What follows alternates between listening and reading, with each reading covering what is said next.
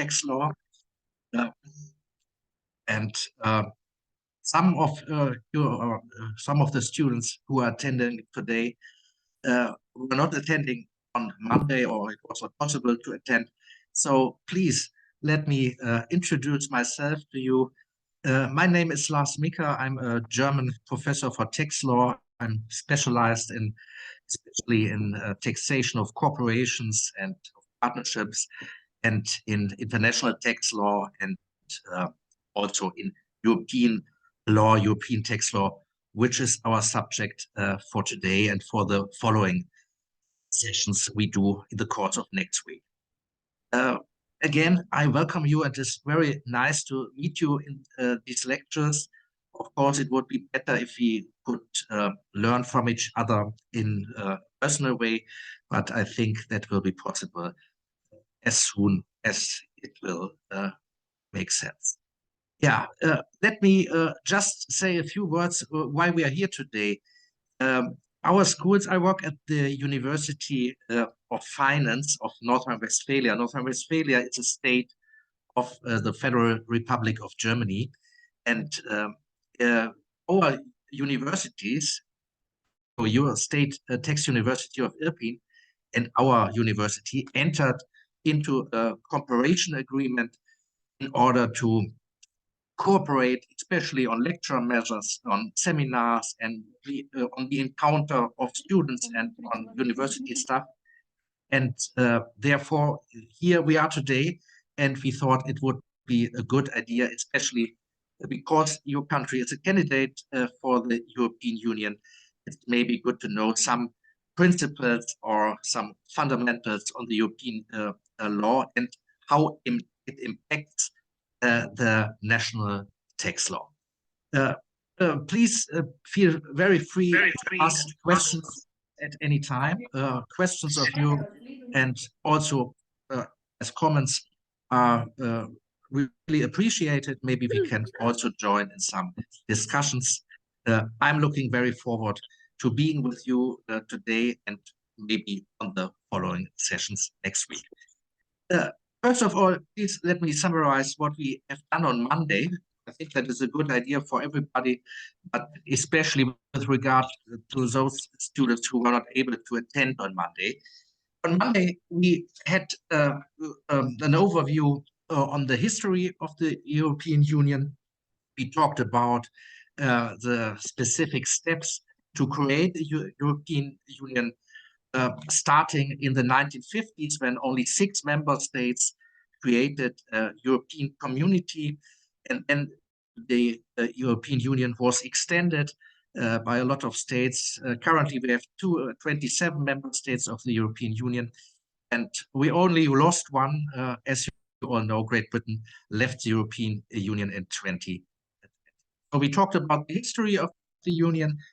We also talked about the issue how to become a member of the European Union, especially the so-called Copenhagen criteria have to be met by each candidate state to become a member.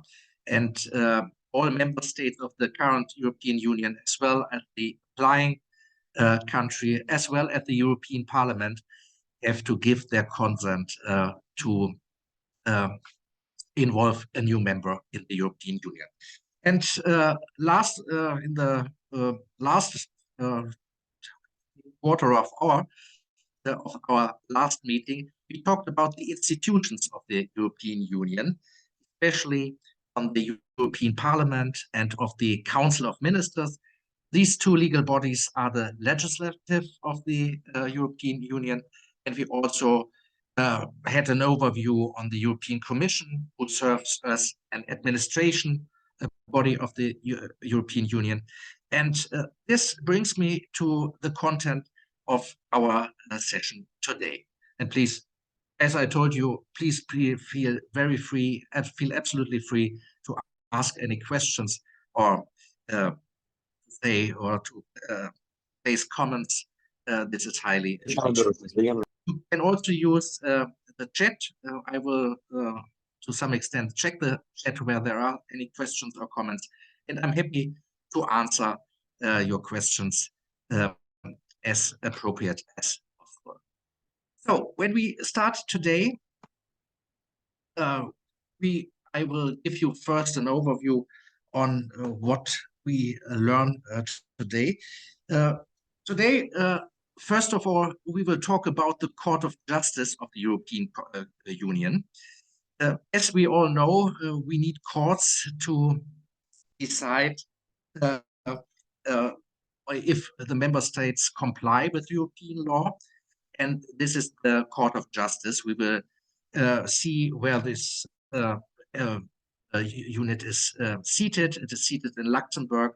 It consists of judges to be appointed by the member states, and it is the final decision which is ruling whether state's law is compliant to the European law or not. So we will have a look at this body. After that, we will check which responsibilities of the European Union exist. As we all know, we have to see for what the European Union is responsible and for what matters the member states are still responsible. The current situation can be described as follows. We don't have confederation of the United States of Europe, but we have a system that shares the competences on the one side to the European Union and on the other side to the member states. And we will learn about that, and we will see what are in the exclusive responsibility of the European Union and where are competences of the member states. Of course, it is always good to know how an association or an international association is financed. So we have a short overview. We'll have a short overview on the financing of the European Union and about its budget. Before we are going to have a look into the legal framework of the European Union. So today we will learn what is European law about, which are the most important parts of the European law, especially on the one side, the treaties, which have be consented by the member states. And we will see that this is not only the treaties of the European Union who are running the legal system of the Union, but there's also so-called secondary law. And we will see what secondary law means in particular, and we will see how this secondary law is implemented or is created by the European Parliament and by the Council of the Ministers. And this is an important work we do today, because in the next week or during the next week, we will see in which areas of taxation there is secondary law imposed by the European Union, and what impact does that secondary law has on the national tax. Yeah, and as the last subject for today, we will have a short look, or I will give you a short overview on the legislation in the European Union. So we will see how the law is created by the European Parliament and by the Council of the Ministers. And then we have, I think, a good overview on the European law. And then we can use this as a basis for our lessons in the course of next week, when we talk about the special impact of the European law to the tax systems or to the tax law of the member states. So that brings me to our first chapter. Let's start with the Court of Justice of the European Union. So on this chart, you can see, first of all, a small picture of the European Court of Justice. The building where the court is seated, it is seated in Luxembourg. As you all know, Luxembourg is one of the founding member states of the European Union, together with Italy, Germany, France, Belgium. And so Luxembourg also got the chance to take the seat of one of these important institutions of the European Court of Justice. Just a few words to the composition of this court. This court consists of judges who are appointed by the member states. So every member state of the European Union is allowed to send persons, qualified persons, to the European Court of Justice. Yeah, what are the tasks of this European Court of Justice? And if you have a look at Article 19 of the European Union Treaty, then there you will find the main tasks of the court. And I think that is totally understandable. The main task of this court is to uphold the law in the interpretation and application of the treaty. So you can say that the European Court of Justice is the last instance which decides whether the legislation or a specific law in the member states complies with the European law, especially with the European treaties, but as well with the secondary law. Yeah, excuse me, is there a question? I can hear some voices. No, it wasn't a question. Sorry. Okay, no problem at all. But please feel free if there are any questions at any time. You're always welcome to answer. So this is the main task of the court as well. It has to be mentioned that not only the European Court of Justice is responsible for interpreting the European law and the application of the treaties. It is also in the responsibility of the national courts. So, of course, you have national courts, Germany has national courts, and all these courts are obliged to review national law for the compatibility with European law. You will see this when we have a closer look at the different proceedings which can be brought at the European Court of Justice. There we will see that under certain circumstances and under certain conditions, the national courts are obliged to transfer a certain question to the European Court, especially in the case when they doubt that specific, let's say, national tax provision complies with the European law or not. So we have two responsibilities for applying the European law. On the one side, the European Court of Justice, on the other side, the national courts.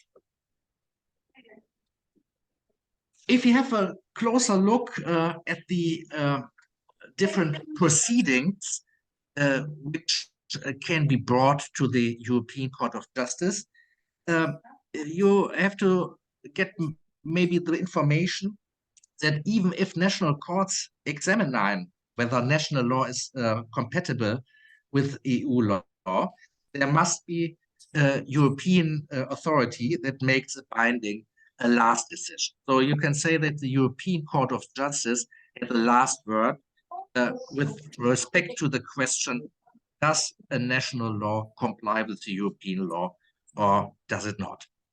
So, and therefore there are some important proceedings which are set out especially in the Treaty of the Functioning of the European Union. I think you all have provided one document which contains this certain treaty. And let me first talk about the so-called infringement proceedings. The infringement proceedings is very important proceedings which can be brought at the European Court of Justice. This kind of procedure is governed by Articles 258 to 260 of the Treaty of the Functioning of the European Union. And as it is set out on this chart, under this procedure, both the EU Commission and as well the member states can assert violations of European law by a member state. This is the case, especially if the Commission or the European states see that a state of the European Union does not comply with European law, then both the Commission and the member state or some member states can bring this proceed. And on the one hand, this is called supervisory action if it is brought to the court by the EU Commission. On the other hand, it is called a state action if it is brought to the court by a certain member state. Let me give a little example from a German perspective on this. A few years ago, Germany wanted to introduce a truck toll, which means that the users of truck companies had to pay a certain bill if they wanted to use the German highways. And the European Commission, as well as a few member states, especially Poland and the Netherlands and Austria, were of the opinion that this German law was not compliant with the treaties of the European Union. And so they sued both Germany at the European Court of Justice, and these suits were successful. It was due to the fact that the new law should be implemented in German law was a discrimination of those cross-border activities, because only if a truck from Poland, for example, or from the Netherlands entered on the German highways would have been subject to that tax or to that bill, and the German cars or the German trucks were not. Yeah, the infringement proceedings which are initiated by the Commission play a major role. This is due to the fact, and that is what we also said on Monday, that the EU Commission is responsible as a guardian of the treaties. So they have a look at the member states, and if they see that the member states infringe the European law, they are able to bring this so-called infringement procedure to the European Court of Justice. Of course, the European Commission cannot decide by itself whether a state's law is compliant with EU law or not. They are not a judicial body, but they are an administrative body. And of course, the court has the last right to say or to decide is a state's law compliant with the European law or not. So it's good to know that there are these infringement proceedings. These infringement proceedings can be initiated by an action. This can, as I already told you, brought to the court by the Commission as well as by the member states. And then the European Court of Justice decides whether the member state is in breach of the treaties or it is not.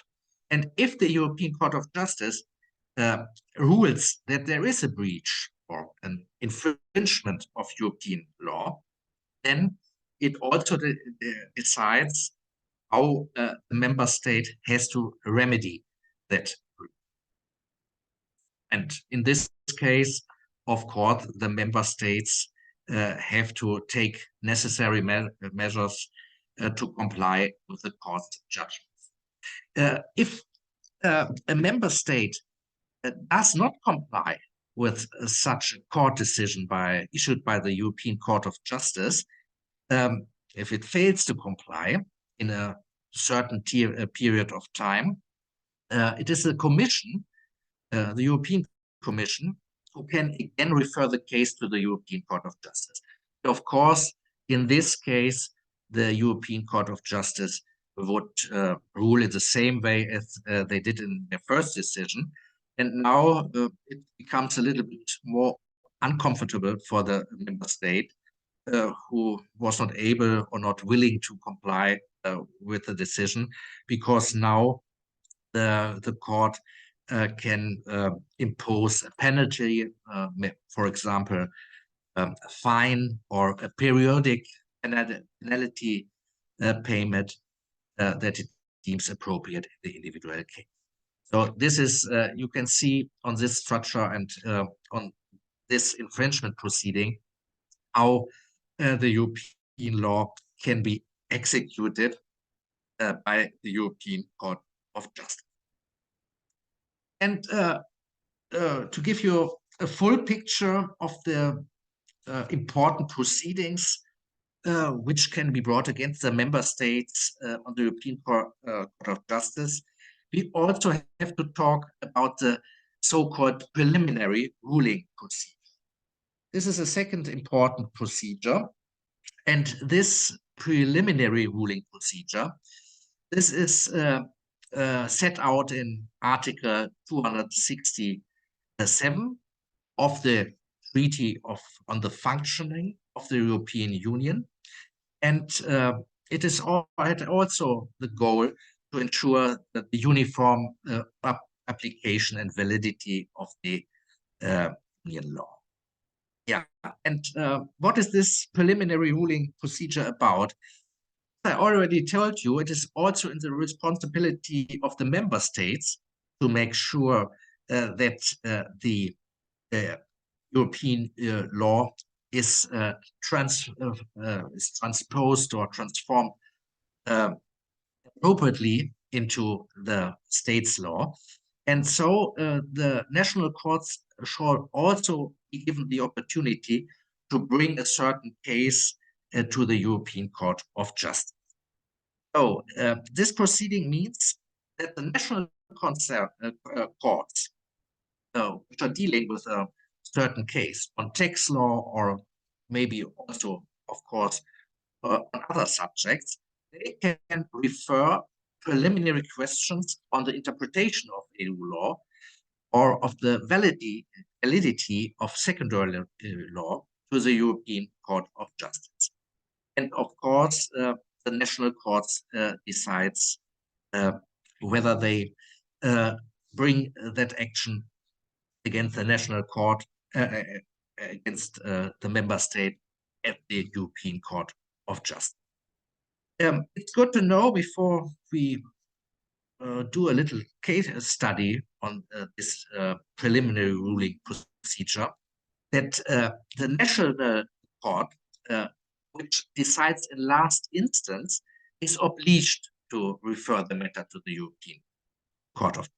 So if they have doubts whether a national law, which is decisive for the case which the national court is dealing with, then they have to refer the matter to the European Court of Justice, and then they have to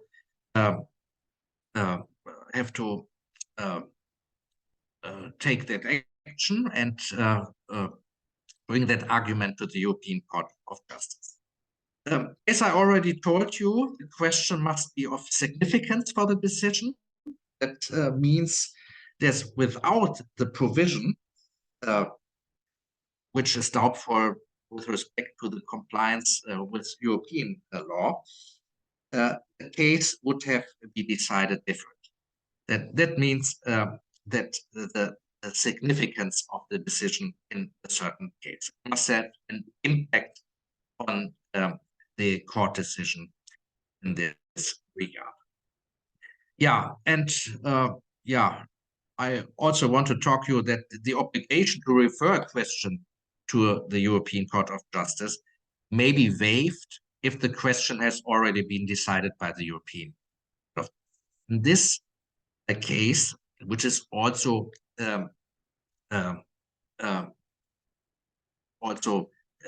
to be noted as an act clear, the national court can decide on its own responsibility whether a certain provision of national tax law is compliant with the European law or not. Yeah, that brings me to a little case study. So let us finish this chapter with a case study. By the way, you all have received as documents on the one hand so-called working paper or work paper on all the things we discussed in our lectures. And on the other hand, I also provided you with of course the PowerPoint presentations and as well with a case study document where case studies are set out and also the solution. Okay, let's have a look at one case study concerning the proceeding before the European Court of Justice. Yeah, the facts are the craftsman H lives near the Dutch border and often works in the neighboring country. He considers a tax provision of German law that is detrimental to him to be contrary to European law. So he is of the opinion that maybe a German tax law does not comply with the treaties or does not comply with European directive. So at the first instance, in this case, the individual person has to go to the national court, and the tax court, the national tax court, in this case, has also doubts about the compatibility of the national provision with European law. Yeah, and last information on this case, there's not yet been a corresponding decision by the European Court of Justice in this regard. And yet now we want to answer some questions on this case. First question, what options does the tax court have? Secondly, how would the case be assessed if the case were already pending before the Federal Fiscal Court in the second instance? And maybe we can also answer the third question. Suppose the Federal Fiscal Court were to issue a substantive decision against H without any special interlocutory effects. This means without bringing the case to the European Court of Justice. Question is the legal dispute now finally lost for H? This is a pretty typical situation for German or for cross-border taxpayers in Germany if they ask themselves, how can I bring to court the question, is national tax law compliant with European law or is it not? And to be honest, there are a lot of provisions or there's a huge amount of tax law in Germany to which a lot of people say, or a lot of people have doubts whether these tax statutes comply with European law or not. So maybe let me give you, for your understanding, some additional information on the German judicial decisions. In Germany, we have two kinds of tax courts. We have regional tax courts on the one side. For example, a state like North Rhine-Westphalia has 3 regional tax courts who decide in the first instance of the case. In North Rhine-Westphalia, they are seated in Cologne, Düsseldorf, and in the city of Münster. And these are first instance tax courts. They are specialized on tax measures and tax issues. So the judges who look at these tax courts are specialists in taxation. Some of them formerly worked for the tax administration, but there are also some judges who came from law firms or who worked as a judge in other areas of law before they entered these specialized. And on the other hand, we have this Federal Fiscal Court, which is seated in Munich and appeals against the rulings of the tax courts, of the regional tax courts, they can be lodged with the Federal Fiscal Court in Europe. So the Federal Fiscal Court is the highest instance in tax matters in Germany. I do not know whether your system is similar in a lot of states in Europe. You don't, or even in the United States, we don't have courts specialized only on tax matters, but in some states we have administrative courts who also deal with the field of taxation, besides other things like environmental law or administrative law in general. The German system has decided for a specialized system because, and I think that will be the same in the Ukraine as well, the tax system becomes more and more complicated, and so I think it is a good idea that specialized decide on in the individual case. These are the facts and a little bit of background for you for the German system. Now we can answer the case, and the answer to the questions set out in the facts of this case study can be found in Article 267 of the Treaty of the Functioning of the European Union. And maybe it's a good idea to have a look into that article. If we switch to the treaty, maybe you, if you are so kind to do the same.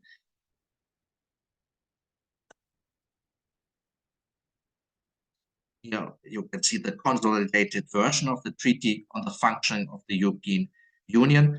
And we have to scroll a little bit to go to Article 267.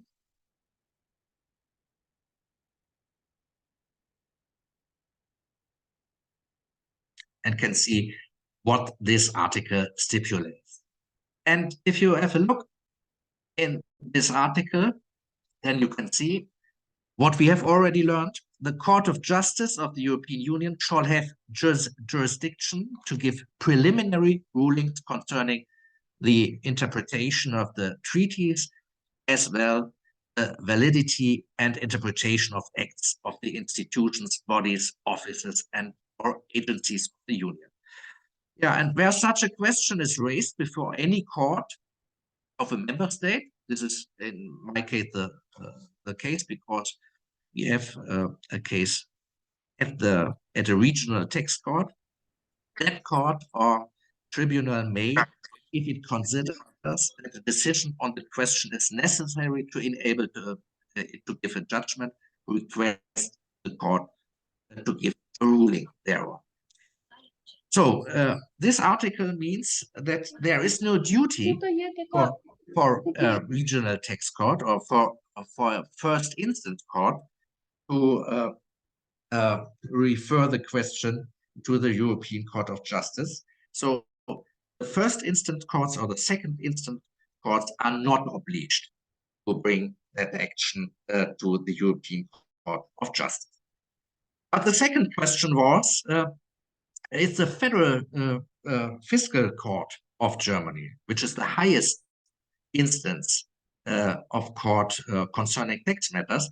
Is that legal body obliged to bring an action to the European Court of Justice? And now we can have a look at paragraph 3, which you can see here, where any such question is raised, or if such a question is raised in a case pending before a court or tribunal of a member state with regard to a person in custody, the Court of Justice of the European Union shall act with a minimum of delay. And you can see in the paragraph before, where any such question is raised in case pending before a court whose decision there is no justicial remedy under national law, the court or tribunal shall bring the matter before the court. So there, the answer is to our question 2. The Federal Court is obliged to go to the European Court of Justice and ask him the question: is the provision questioned in that case, if this compliant with the European law, or is it not? And after that proceeding is brought at the European Court of Justice, this European Court of Justice decides with, of course, which decision is binding for the member states and also for the courts in the national states or in the member states. Yeah, if we go back to our little case study, we can see that there was a third question, and the third question was that the Federal Fiscal Court was not issuing the case to the European Court of Justice, and the question was, is the case now lost for age? And there, this answer to this question is a little bit relating to German constitutional law. The answer is that age has not yet definitely lost the legal dispute, and this is because German constitutional law that stipulates in Article 101 of our constitution, no one may be deprived of its lawful judge. And this lawful judge means in European cases that the lawful judge or the statutory judge is the European Court of Justice. So if the last instance court of a member state fails to bring the question to the European Court of Justice, there may be an infringement of constitutional law. And it could, in this case, lodge a constitutional complaint under German constitutional law. And in this case, our so-called Bundesverfassungsgericht, that is the federal constitutional court of Germany, the highest court in Germany, could bring the case to the European Court in this case. So these are a few things which maybe are good to know about the European Court of Justice. So now we have finished our first chapter, and I would like to ask you if you have any questions or comments on this issue. First, I have to close the window because the green is made at the castle.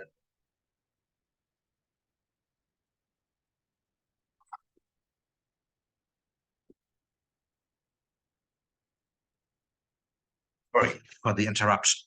So please feel free. Do you have any question about that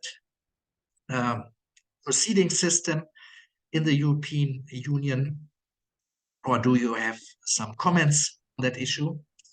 Yeah, I will have to check the chat. So many thanks. There is a question: what kind of the European Court of Justice or of the potential implications for Ukrainian law and policy can you imagine in next future? Yeah, that is a very good question, and I would like to say that we will go to these subjects in a little bit later, but at this point of time, or at this point where we stand at the moment, you can say that if you want to become a member of the European Union, in general, you have to comply, or the Ukrainian law has to comply with a European law. This means that especially the Ukrainian law, as well as the German law, the Belgian law, the Italian law,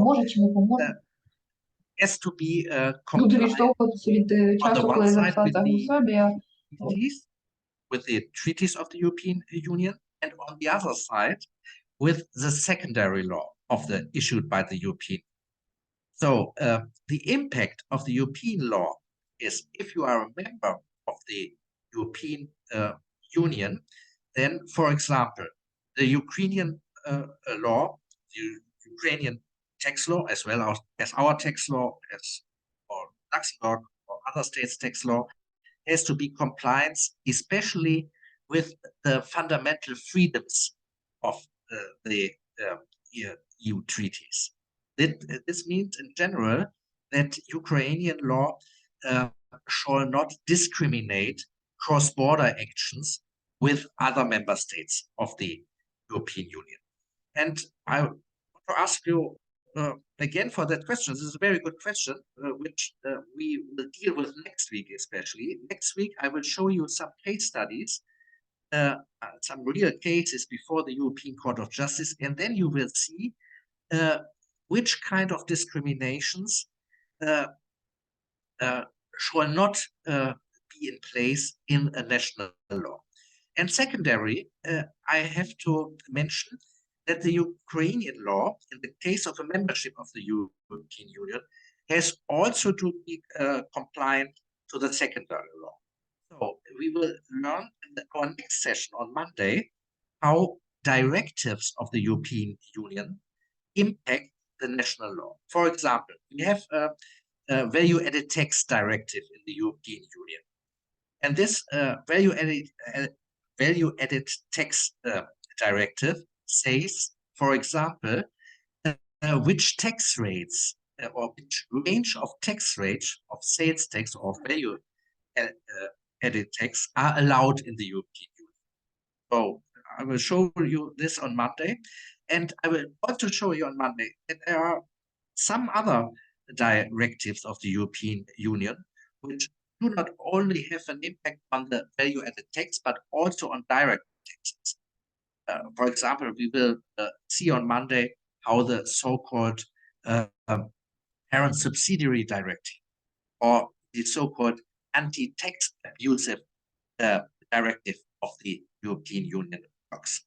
And of course, as a member state, and I would really appreciate to welcome you in person and also your country in the European Union.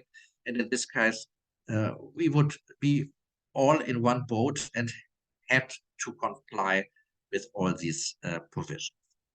But to be honest, there are always, and in all 27 member states, to some extent, breaches of the treaties. But as you can see from what we learned today, European Court of Justice in these cases would decide which is compliant, which is not compliant. And in the case of a non-compliance, you would have be obliged to do the certain remedies. So to enforce the European law in your tax law. I hope this answers your question appropriately, and with regard to further details, I would like to refer to our lessons next week. Thanks a lot. So, but the question is, as all of your questions, very good, because it brings me to our next chapter of today. I would like to do a next step and want to give you a short overview on the responsibilities of the European. Of course, next week we only talk about taxation law. But of course, on the other hand, there are a lot of responsibilities which are run under European law. But it is at this point of time, or today, it is important to understand that the European Union is, of course, not responsible for all matters. Yeah, otherwise we would have United States of Europe, like the United States of America, have all responsibilities, or nearly all important responsibility with regard to these 50 states. So rather, the member states also have competences that are not affected by the European Union. So we have, on the other hand, the responsibilities of or competences of the European Union, where the member states are not anymore allowed to implement national law. And on the other hand, we have areas of matters or of policies who are still to be governed by national law.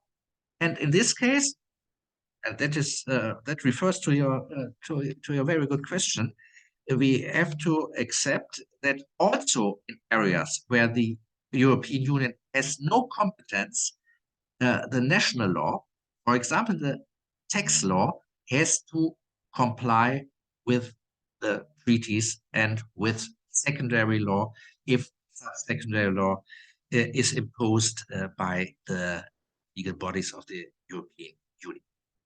And especially, we are all tax specialists. And I can tell you that that your state's state tax university has pretty the same goal like my university where I'm teaching. We also teach the people who want to attend the tax administration. By the way, a lot of our students quit the tax administration and then become tax advisors or to study law or to go to other institutions. But of course, for us tax specialists, let's put it this way, of course, tax law is the most important thing. And for us, it will be very important to see what impact the European law has on the tax law. Because tax law is not I would have to say, in general, in the responsibility of the European Union. For example, you can see, if you become a member of the European Union, you can still have your own income tax law, your own corporate tax law, the taxation of your partnerships, or your own international tax law from a Ukrainian perspective, because in most of the cases, the European Union has no responsibility for this policy area. However, all these provisions have to be in compliance with especially with the fundamental freedoms of the European treaties and with secondary law, to the extent there is secondary law in place. If we talk about the responsibilities of the European Union, it is good to know that there's one fundamental principle set out in the European treaties, and that is the principle of conferral. What does that mean? This principle of conferral is set out or run by Article 5 of the Treaty on the European Union. So maybe it's a good idea to have a look through it. So maybe you can also go to the European, to the Treaty on European Union. That is the other treaty I provided you with. And let's go to Article 5 of this treaty.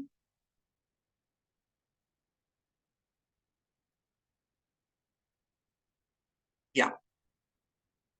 And there you can see what the principle of conferral is all about.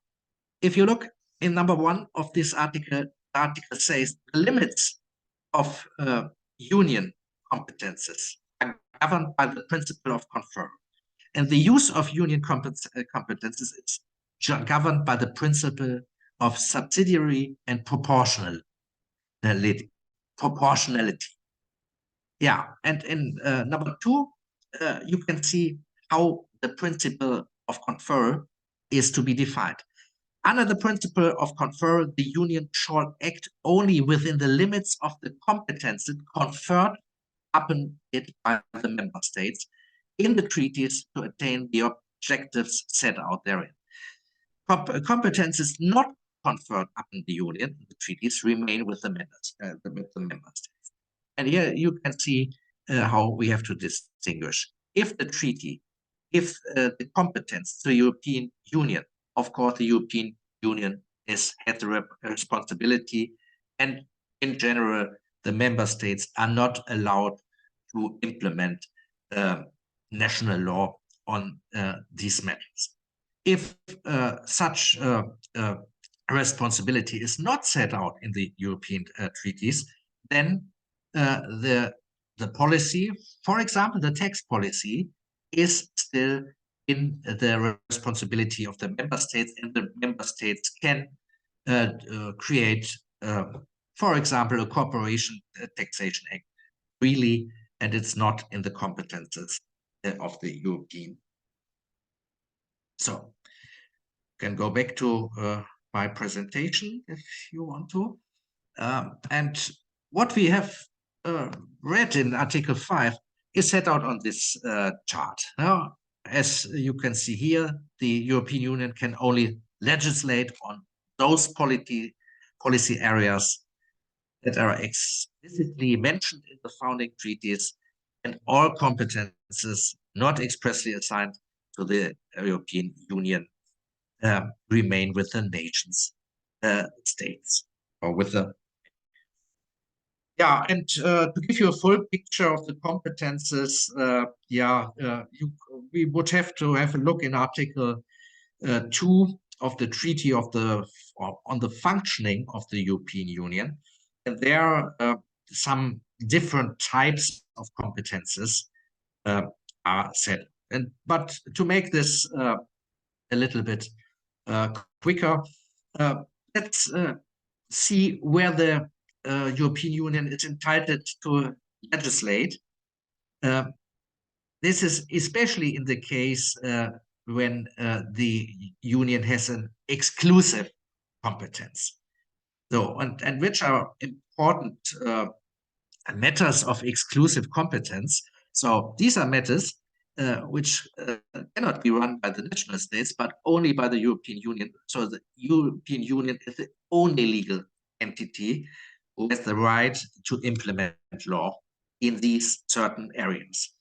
Yeah, you can see these areas. I've mentioned the most important areas on this chart. You can also see these areas in Article 3 of the Treaty on the Functioning of the European Union.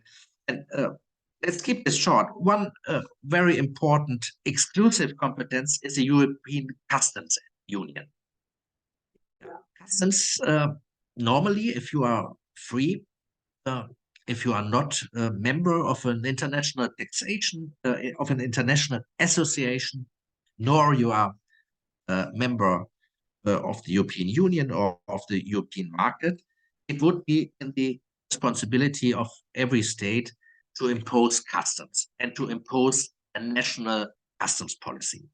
And this is not possible when you are a member of the European Union, because the customs system is in the sole responsibility of the Union. And this means custom duties between the member states are forbidden. There are no customs between the member states of the European Union and between those countries who are not members of the European Union, but who are members of the economic single market of the Union. Yeah, on Monday we talked about these so-called EFTA states.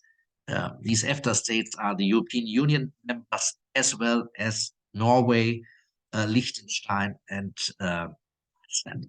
And in these cases, no member state is able to impose customs on products or services which came cross-border other member states. This is one subject of the European Customs Union, and another one is that the customs policy, so the question whether customs or custom duties are to be imposed on products or services from third countries, this is in the only responsibility of the European Union. So, for example, if the Ukraine becomes member of the Union, then the Ukraine would not be allowed to have an own customs policy. They always would have asked the European Union if the Union by itself wants to implement customs on certain products. Or, for example, at the moment, it is under discussion in the European Union whether cars, especially electric cars, produced in China should be subject to European customs or to additional customs. And especially France is in favor of such a custom because these Chinese electric cars are very, very competitive to the French cars, for example, especially also the same applies to the German cars. And therefore, the union has to decide whether they put some customs on, in my example, the Chinese. The definition and competition rules for the European single market are in the exclusive competence of the union. The monetary policy of the states participating in the European Monetary Union, and certain other things like the common fisheries policy. It's always a field which is, which states don't agree on because the interest in fishery politics differ seriously between the states who are interested in fishery and those states who are not. You can see these are areas of the exclusive competence. To give you a full picture, it is also to be mentioned that there are areas of shared competence, like environmental policy, consumer protection, transport policy, some areas of the European internal market, some certain areas of social policy or economic social cohesion. Agriculture is shared competence, so we have agriculture politics on the EU side as well as in the member states. In the case of a shared competence, the member state can make law only if and only to the extent the European Union has not done so. And you see, for example, one of these policies is environmental policy, a very, very big subject, very highly discussed in Europe, in Germany as well as in other member states. It's in the European Union decisions to decide which, for example, which pollution levels or which emission levels of the air are allowed and which are not. And we have areas of supporting competence. In these areas, the union is pretty weak because they only can supplement and coordinate measures taken by the member state. For example, industrial policy, tourism, education, youth policy, sports, administrative corporations. These are areas where we have only a supporting competence. If there or just a second, I just want to have a quick check whether there are some questions from your side or some comments.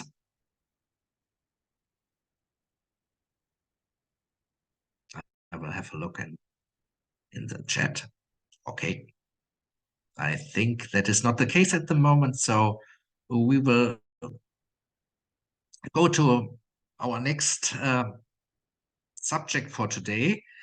Just for your information, if there are a lot of responsibilities of the European Union, and if there are certain institutions of the European Union and a big administration of the European Union, you of course have to finance the European Union, and of course, as all association and as all states, you have to have a budget which is to be spent in favor of the member states of the European Union and as well in the favor of certain other states. So I just want to give you a short overview on these issues. and provide you with some substantial information on these two subjects. Yeah, the first question is, how the budget of the European Union is defined or is determined. And I can tell you that this does not differ seriously from budgeting states. As you can see on this chart, revenues and expenditures are determined annually for the following European Union budget year, and the budget is integrated into a system of a so-called multi-year financial framework that has been in place since we have the Treaty of Lisbon. As you know from our session on Monday, the Treaty of Lisbon, it was the last integration step within the history of the European Union. So we have a multi-year period, and this budget of the European Union. So the question, how is the money the European Union gets spent or is to be spent, is to be proposed by the European Commission. So the European Commission makes a proposal what the kind of areas have to be financed, and it has to be let's put it another word, the Council and the European Parliament, so the Council of the Ministers and the European Parliament has to agree on the budget.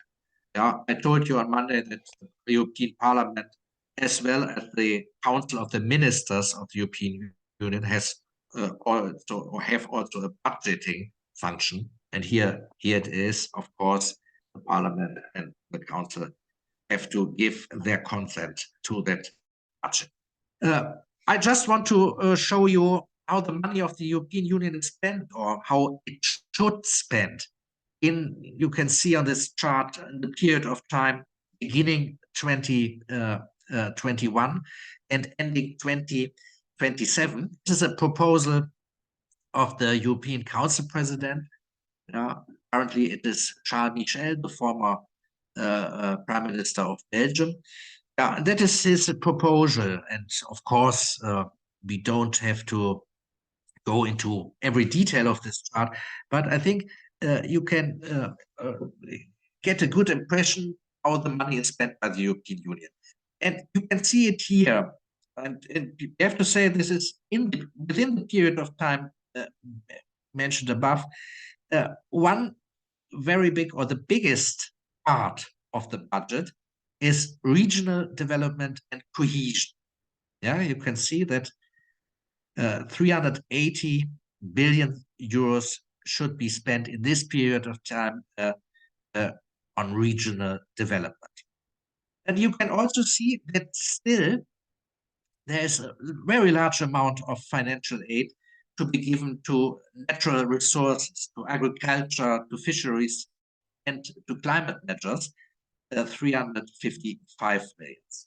And then you can see that there are also single market research, innovations, European strategic investment space. This is also quite important, or a pretty important portion of the budget, which is currently proposed by the European Council. Also, we have to finance the European public administration. There are lots of people who work in Brussels, for example, for the European Commission, or also for the Parliament, which is seated in Strasbourg, or all other institutions of the European Union. So this is how the money is spent, or should be, or shall be spent. And now, of course, the European Union has to be financed. So I just want to give you a quick answer on the question how the European Union is financed, and the resources which can be spent by the European Union have mainly two resources. On the one hand, the European Union gets a portion of the sales tax of the member states of the European Union. That is the so-called VAT own resources. And on the other hand, the European Union gets contributions that are proportional to the gross national income of the member states. Yeah, this is how it is financed. A portion of value added tax, as well as contributions from the member states, and in relation to their individual gross national income. Just one last point on this issue. On this chart, I just wanted to show you or inform you on the question which countries are EU contributors and beneficiaries. So this chart for, I have to say, it is for 2018, and the numbers set out in this chart are in million euros. This chart shows the difference between incoming and outgoing payments of the members. So, for example, if you see, I don't want to be too proud of this, but you can see that Germany is one of the countries which is a big contributor to the European Union. So the chart says that in 2018, that the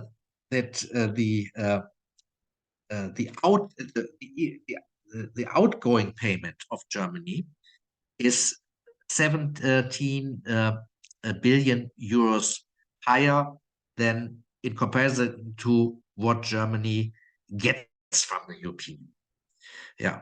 Yeah, and you see in 2018 the British were still member of the European Union, and you see that was also a high amount. Also, Britain was a contributor, not a beneficiary in this regard.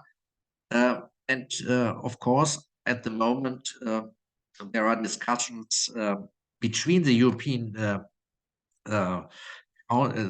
Union and the member states how the UK stake is to be replaced, or has it to be replaced.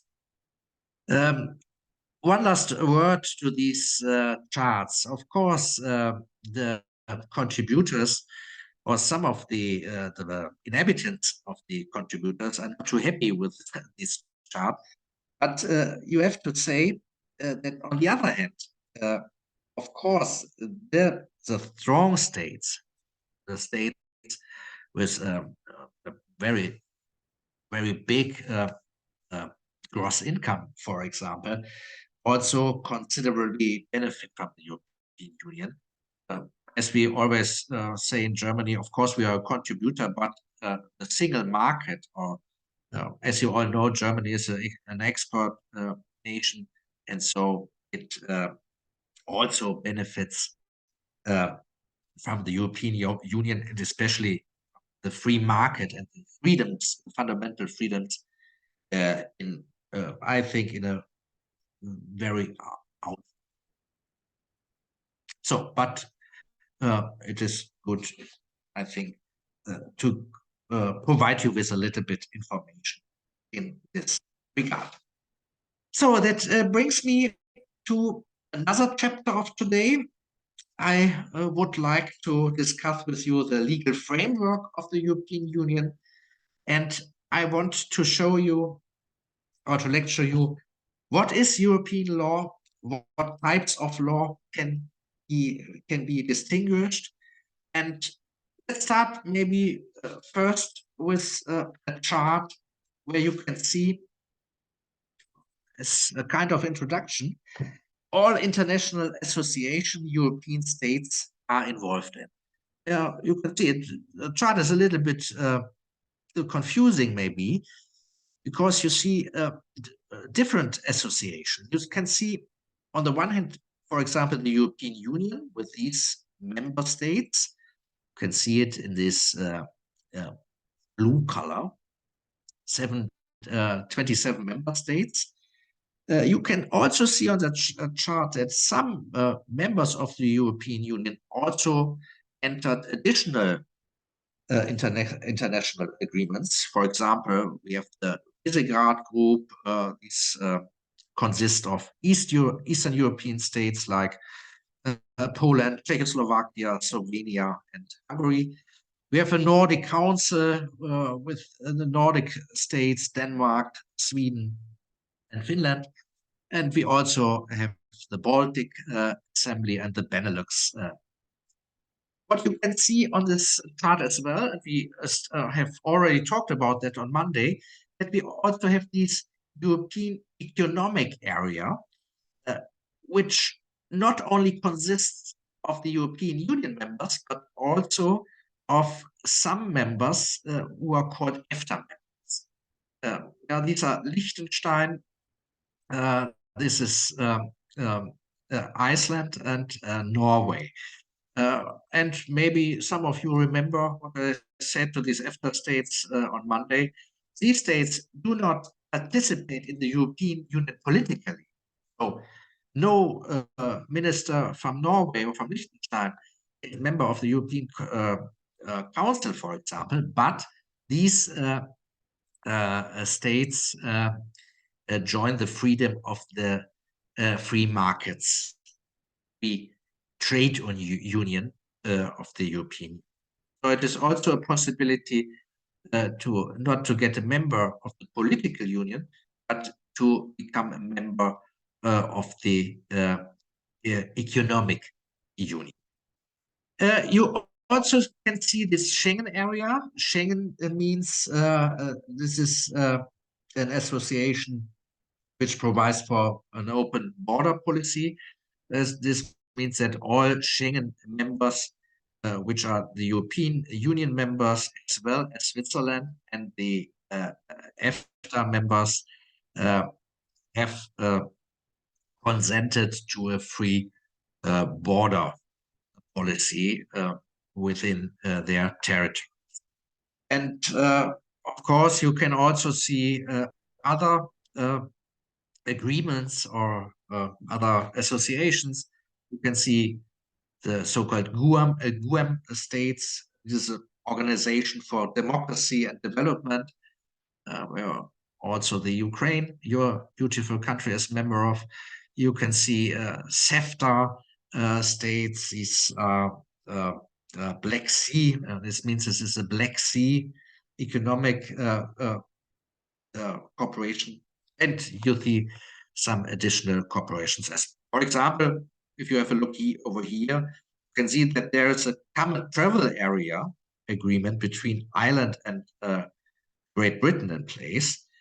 This has the function to protect the border between Northern Ireland and Great Britain.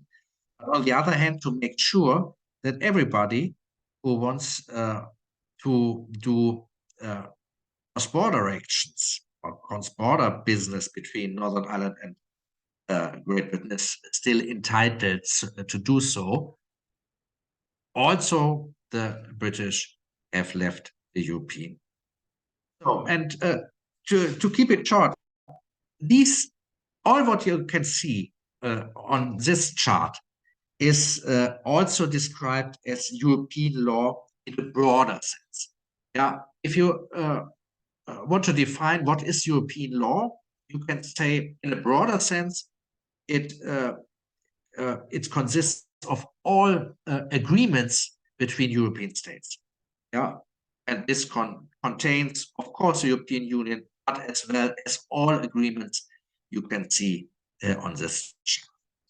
If you define the European law in a narrower sense, then I can tell you that especially the law of the European Union is met. So, and what is the law of the European Union? It is, of course, the treaties, and on the other side, it is the so-called secondary law. So, at this point, we distinguish the European law in a narrower sense in the way that we say the biggest most important part of that law is the so-called primary law. Here on this chart, you can see what primary law means. It means in general, the treaties of the European Union. So this is a treaty on European Union, TEU, and the treaty of the functioning of the EU. And today we have already looked in both of them. And these treaties have also been amended, and there are also some amendments or protocols implemented by the member states of the European Union. And this means this is the primary, and especially next week, we will have a look to what extent this primary law has an impact on national. Yeah, and on the other hand, we have secondary law, and secondary law is these are legal acts adopted on the basis of primary law by the institutions of the European law. And of course, this secondary law shall not violate primary law. And if it does, the European Court of Justice may declare the secondary law null and void. So there they have the competence to say these rules are not existing. They have to comply, of course, with the primary law, which is prevailing. And what is secondary law? As I already told you, next Monday we will talk about secondary law concerning tax matters. And what secondary law all comprises is set out in Article 288 of the Treaty of the Functioning of the European Union. And maybe it's a good thing to look in that provision at the moment.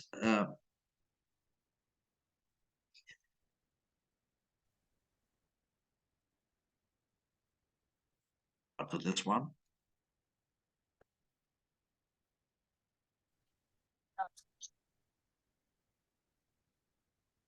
You can see it, and there you can learn what is secondary law all about. So, Article 288 stipulates to exercise the union's competences, which we already have learned about. The institution shall adopt regulations, directives, decisions, recommendations, and opinions. These are the sources of so-called secondary law within the European Union. And now it's important to know what is the difference between a regulation, between a directive, between decisions, recommendations, and recording in progress. And the answer to this question is set out in the following paragraph of this. You can see what a regulation is. A regulation shall have general application. It shall be binding in its entirety and directly applicable in all member states. So if the European Union issues a regulation, this regulation does not have to be transformed into national law, but it has a direct impact on the member states. To be honest, regulations are not often used with respect to tax provisions, so we can keep this a little bit short. More important for what we do next week is a directive. And here you can see what a directive or what are the characteristics of a directive. A directive shall be binding as to the result to be achieved up in each member state to which it is addressed, but shall leave to the national authorities the choice of form and methods.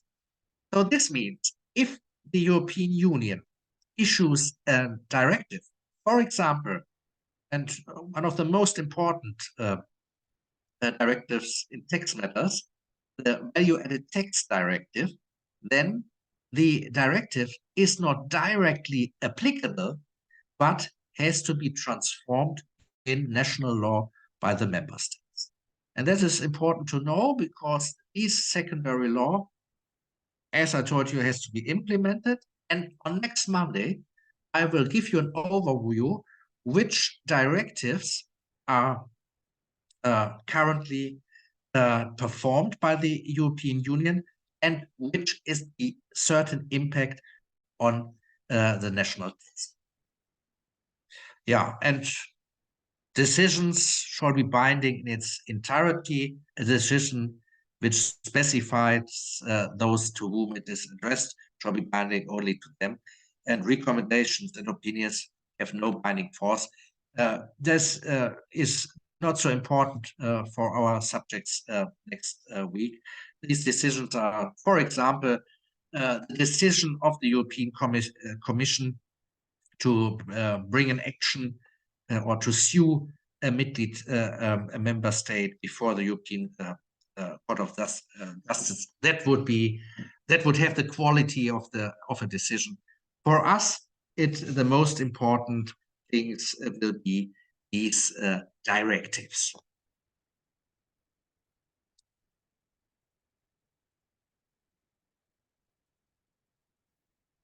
So on this chart, we can read it again. I've provided you with information which we have already got from reading Article 288 of the Treaty on the Functioning of the European Union. Yeah, as you can see, the directives under such Article 288, paragraph 3, are binding targets for the member state. They require transformation in international law and are generally not directly effective. But you can see here that there is an exemption. Normally or in general, the directives are not binding. They have to be transformed in national law.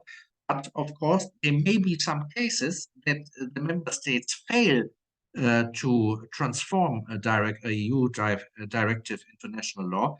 And this is the background for this exception. Directives are exceptionally applicable even without transformation if they work in favor of the citizen. If the directive were culpably or not incompletely, not or incompletely transformed, so it is the fault of the member state that they didn't transform in the given period time. It is always set out in the respective directive when or in which period of time the directive has to be implemented in national law. So, and the content of the directives is sufficiently defined. In this, if these three conditions are met, then a citizen is able to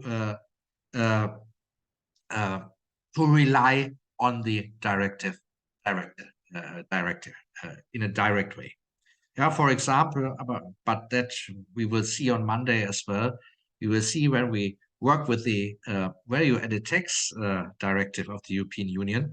At the moment, a lot of sales tax or value-added tax experts say we don't look at the German Value-Added Tax Act, but we look directly into the directive because, for example, if there is an exemption or a provision that says the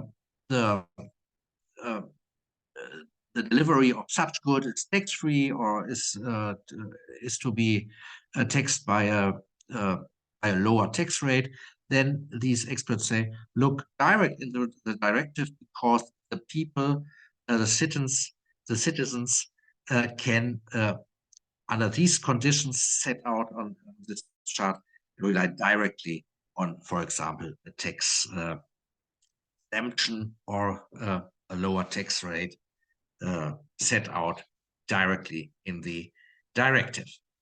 Yeah, just I have implemented 2 case studies on this secondary law in order to make things a little bit clearer.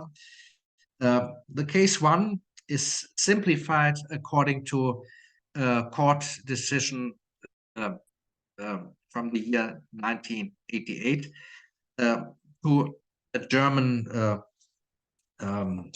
administrative order. Yeah, you can see this is it is a decision. You can see there is always a numeration of these decisions of the European Court of Justice, and you can see by the second number in which year the case was ruled by the European Court of Justice. This was in 88, and every court decision has a certain name. So if you want to in the future, if you want to sue maybe your tax administration, the case would have your name, and it would be called Mr. X or Mrs. X against the local tax office of Kiev or whatever. Yeah, just make it short. A directive has been issued requiring a number of countermeasures to be taken if certain air pollution levels are exceeded. This is the directive. Germany regulates these measures itself in a formal law. The respective limit values, on the other hand, are laid down in an administrative regulation. This administrative regulation was called TA Luft. It is an administration or an administrative order regulating to which extent air can be polluted by certain industrial emissions. But it is difficult, it's important to understand this case. It is only an administrative order, so it is not a law. It is not a law created by, for example, the German Parliament. Yeah, the Commission is or was of the opinion that this form of implementation is not sufficient. The citizen whose health is at stake does not receive a sufficiently secure legal position. And our German government said that the responsible administration has to adhere to the regulation, and thus a secure implementation is given. That is not in line with the ruling of the Court of the European Court of Justice. The court says no, it is not sufficient if the directive is not transformed into national law. That is not sufficient in the case. The judges ruled out that we always need a law created by a legislative body of Germany, and that just an administrative order is not sufficient. So since on this decision, this can be seen as an established case law of the European Court of Justice. So what you can learn about this case is if there is a directive, and if we talk about directives of the European Union the next week, then you always know that these directive has to be implemented in a formal law of the individual member state. Case 2 represents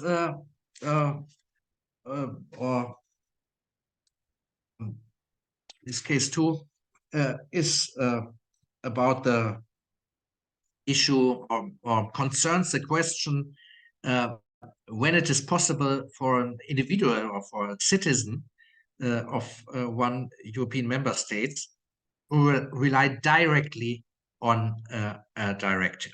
For example, the value-added tax directive of the European Union. Yeah, let's have a short look into the facts. Mr. E would like to invoke a directive that is favorable to him for example, a tax exemption is involved in such directive. This directive is very specific and grants them a claim against the respective member state. However, the directive has not yet been transformed into national law, although the deadline for doing so has passed. I already told you that there's always a deadline, a certain period of time in which the directive has to be implemented in the law. This period of time has passed. He believes that it cannot be correct that the member state is not obliged to comply with the directive simply because the state has already breached its obligation to transform. Can he rely on the directive? How would the case be assessed if the directive did not grant a claim against the member state, but a claim against another private party? Yeah, I think you can answer these questions easily. In principle, we have said, no, a directive has to be transformed in national law. And if it is not, you cannot rely on it. But we have also learned that a directive under certain conditions can also have a direct impact for the citizens which are treated by the directive. And these conditions are met in this case. Yeah, the transformation in national law has not taken place appropriately. They missed the time limit to implement in this case. The facts has shown us that the directive is sufficiently specific and favorably to the citizen. Also, these two conditions are met, and therefore the result of this case is that he can exceptionally refer directly to the directive. In the variation of the facts, the principle remains. The directive is addressed to the member states and not addressed to private persons. So if the directive set out any duties on private organizations or private persons, then the exemption does not apply. So in this case, he cannot directly rely on the directive. One additional information I would like to provide you with, we could also have a look at the opposite case. What if a member state does not implement a directive of the European Union? Is that member state then entitled to rely on the directive if maybe it would have been in favor of the member state? And the question to this, or the answer to that question is no, because it's in its own responsibility of the member state to implement appropriately, and if it fails, it's a fault of the member state, and the member state is not allowed to make use of law. Yeah, European law in the broader sense. Let me make this pretty short. I already told you that there are a lot of associations within Europe, or a lot of agreements to be concluded by European states, and the broader sense of European law means that the European law compromises of not only the European law, but also about the law of all these other institutions and all these other agreements. Now, for example, there is the European Social Charter, there is a European Convention on Human Rights, there's a European Economic Area, as I told you, comprising the EU states and the EFTA states, the Convention on Jurisdiction and the Enforcement of Judgment in Civil and Commercial Matters, and so on and so on. And just keep the information that the broader sense means it means everything relating to associations where EU states take part. So, ladies and gentlemen, that brings me to my last chapter today, and I will do this also very shortly because I think you had a long day, and I must say that it is for me, it is absolutely nice that so many of you took your time to take part in these lessons, and I will be happy to meet you in person once. I think that is great, and to be honest, some people who live in the European Union could take an example of you because, to be honest, a lot of people in the European community, and the same as in Germany, do not have so keen interest in what is the European Union about. Complaining is easy, but taking part or informing on European law is a little bit more complicated. Yeah, let's put it short. If a European secondary law is to be created, then we need, of course, legislative procedures to do. And as I already told you on Monday, for those students who also took part on the day before yesterday, I told you that the ordinary legislative procedure means the following. That means, you can see it on this chart, that the European Parliament, as well as the Council of the European Union, consisting of ministers of the member states, pass the legislation. So if a subject or a responsibility which falls in the competence of the European Union is to be regulated by, for example, a directive, and if the ordinary legislative procedure is applicable, then the European Parliament has to consent to such a legislation as well as the Council of the European Union. So, and I have to say that a lot of issues or a lot of subjects within the competence of the European Union are subject to the ordinary legislative procedure.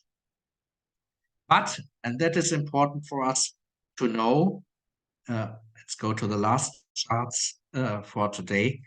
We will talk next week about taxation, and in taxation matters, we already learned today that the European Union has not a direct competence of ruling tax matters for the member states, but that this competence stays with the member states. However, the European Union may, under Article 113 or under Article 115 of the Treaty of the Functioning of the European Union, harmonize value-added tax on the one side and direct taxes on the other side. And if, and to the extent a directive to be imposed by the Union affects the value-added tax or taxes in general, then a special legislative procedure has to be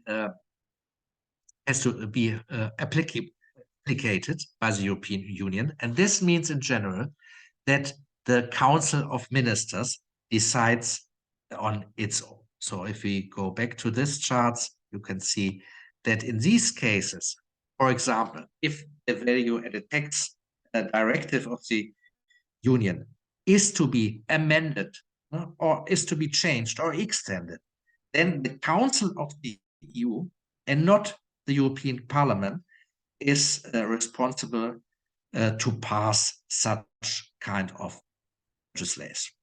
And in the next week, we will learn that only if all members of the Council of the European Union give a consent to the implementation or the amendment of a directive concerning taxes, this is important to know. Only if all members agree, such implementation can take into course. Oh, ladies and gentlemen, that was my last chart for today, and I think we have learned a lot today about the fundamentals of the European Union. I think it is a good conclusion of our work today, because next week, as I already told you, we will have a look on the directives concerning tax law, and I will give you an overview of how these directives work and how they are implemented in the member states, and how you, as the very nice state of Ukraine, would have to implement such rulings into the Ukrainian law. So far, thank you. I just want one last time for today. I would like to ask you whether there are some questions, or I will have to check whether there is a question in the chat. I think it's not, because there's always a red light signing me if there is a question.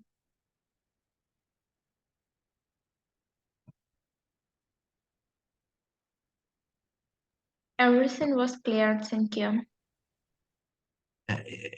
Excuse me, could you please repeat your remark? Sorry, I understood it. I said that everything was clear, and thank you. Okay, thank you very much. Thank you. It was a very thorough lecture, so I haven't got any questions. Okay. Yeah. I have to say thank you for today. Thank you very much for your attention. I hope that you learned some interesting things, and I'm looking forward to seeing you maybe on Monday and on next Thursday, I guess. I wish you all the best for this week. Take care, and many thanks again. It's a pleasure to working with you together. Thanks a lot. Have a nice Thank afternoon. you. You too. See you soon. See you next Thank week. you. Thank you. Goodbye. Bye-bye, dear students. Thank you. Have a good day. Have a nice day. Thank you. Bye.